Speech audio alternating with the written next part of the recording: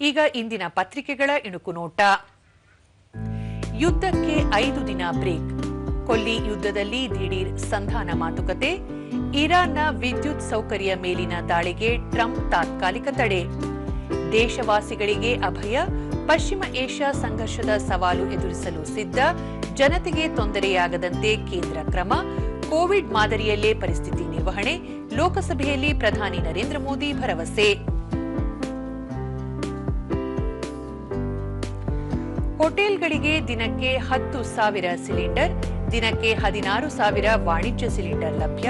ಪೂರೈಕೆಯನ್ನು ಶೇಕಡ 20ಕ್ಕೆ ಹೆಚ್ಚಿಸಿದ ಕೇಂದ್ರ. ಮತಪತ್ರ ಬಳಕೆ ವಿಧೇಯಕಕ್ಕೆ ಅಸ್ತು. ವಿಪಕ್ಷಗಳ ವಿರೋಧದ ನಡುವೆ ವಿಧಾನಸಭೆಯಲ್ಲಿ ಅಂಗೀಕಾರ. ಕೆಸಿ ವ್ಯಾಲಿಯಿಂದ ಅಂತರ್ಜಲ ವೃದ್ಧಿ. ಕೃಷ್ಣ ಬೈರೇಗೌಡ. ಇವು ಇಂದಿನ ಪತ್ರಿಕೆಗಳ ಪ್ರಮುಖ ಸುದ್ದಿ. ಉಳಿದಂತೆ ಪೋಷಕರ ಸಲಹೆ ಪಡೆದು 16 ವರ್ಷದ ಮಕ್ಕಳಿಗೆ ಸಾಮಾಜಿಕ ಜಾಲತಾಣ ನಿಷೇಧ. ಶೀಘ್ರದಲ್ಲೇ ಸರ್ಕಾರದಿಂದ ಮಾರ್ಗಸೂಚಿ ಪ್ರಕಟ. ಮಧು ಬಂಗಾರಪ್ಪ. ಚಿನ್ನ ಬೆಳ್ಳಿ ಬೆಲೆ ದಾಖಲೆ ಕುಸಿತ. ವಾರದಲ್ಲಿ 1 ಕೆಜಿ ಬೆಳ್ಳಿಗೆ 45,000 ರೂಪಾಯಿ ಇಳಿಕೆ.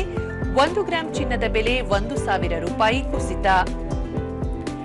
ಇಂದು ಐತಿಹಾಸಿಕ ಕರಗೋತ್ಸವಕ್ಕೆ ಚಾಲನೆ. ತಿಗಳರಪೇಟೆ ಶ್ರೀ ಧರ್ಮರಾಯ ಸ್ವಾಮಿ ದೇಗುಲದಲ್ಲಿ ಆಚರಣೆ. ವಿವಿಧ ಸಾಂಸ್ಕೃತಿಕ ಕಾರ್ಯಕ್ರಮ ಆಯೋಜನೆ. ರಾಜ್ಯದಲ್ಲಿ ಮುಂದುವರೆದ ಮಳೆ. ಗಾಳಿ ಆಲಿಕಲ್ಲು ಸಹಿತ ಆರ್ಭಟ.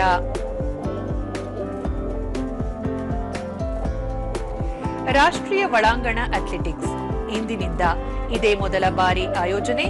ಭುವನೇಶ್ವರದ ಕಳಿಂಗ ಕ್ರೀಡಾಂಗಣ ಸಜ್ಜು.